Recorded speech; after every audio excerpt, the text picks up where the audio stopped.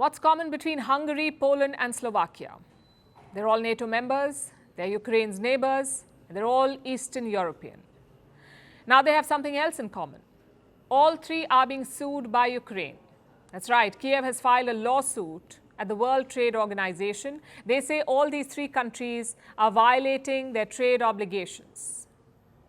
Now I know you have questions. Why a lawsuit in the middle of a war?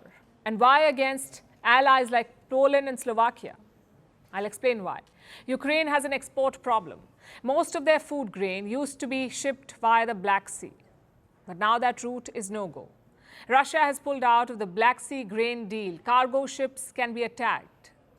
So what does Ukraine do?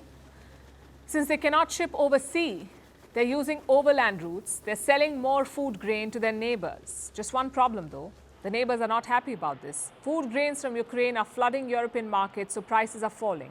And farmers say they're not getting paid enough for their produce. That's when Hungary, Poland and Slovakia decided to act. They banned food imports from Ukraine. Kyiv says it's not fair, so it's taking these countries to court. And I must say it's a bold move. Poland is one of the biggest supporters of Ukraine. They've given more than $3 billion in military aid to Ukraine. They're hosting 1.3 million Ukrainian refugees, plus they want Ukraine to join NATO. Slovakia and Hungary are a bit different though. The Hungarian Prime Minister is a close ally of Vladimir Putin. He's a hesitant backer of Kyiv. Same with Slovakia. The country is holding elections this month. The front-runner is a pro-Russia candidate. He has promised to end military support to Ukraine if he comes to power. He's also planning to block Ukraine's NATO bid.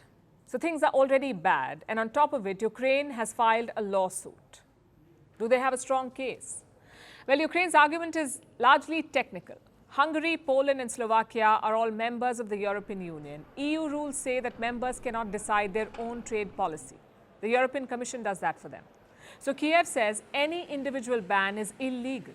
It's up to the World Trade Organization to decide now. But beyond the lawsuit, this will have political implications. Both Poland and Slovakia have elections coming up. They can't afford to alienate farmers. So chances are they will push back. Also, the timing is not all that good. The UN General Assembly has convened in New York, the United Nations General Assembly. President Zelensky is attending in person. He's hoping to rally other countries against Russia. And tomorrow is the big day. The Security Council has invited Zelensky to speak. It promises to be an awkward situation. If Zelensky attends in person, he will be at the same table as the Russian foreign minister. And this has never happened since the war broke out. Zelensky has not come face to face with any Russian official. Will that end tomorrow? Well, this was Zelensky's response. I'm not sure that we will choose the format.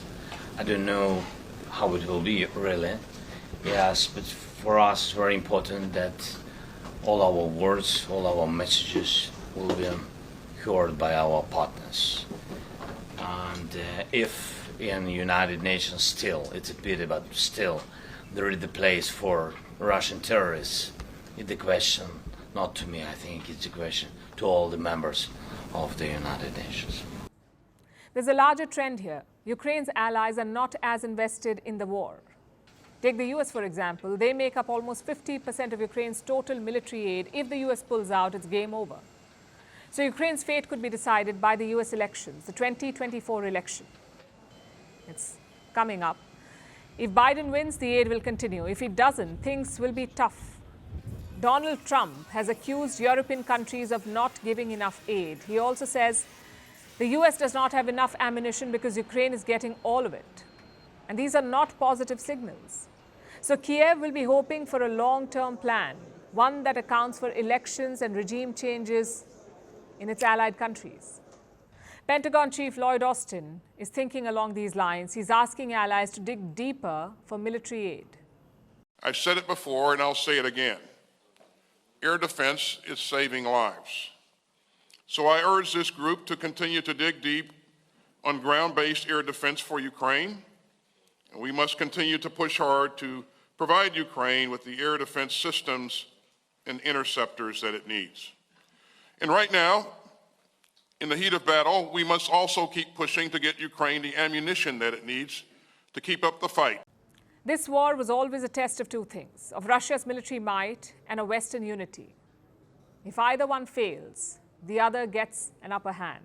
Putin, being Putin, was betting on both his military might and Western disunity. The first one may have backfired, but his second bet could still prove right.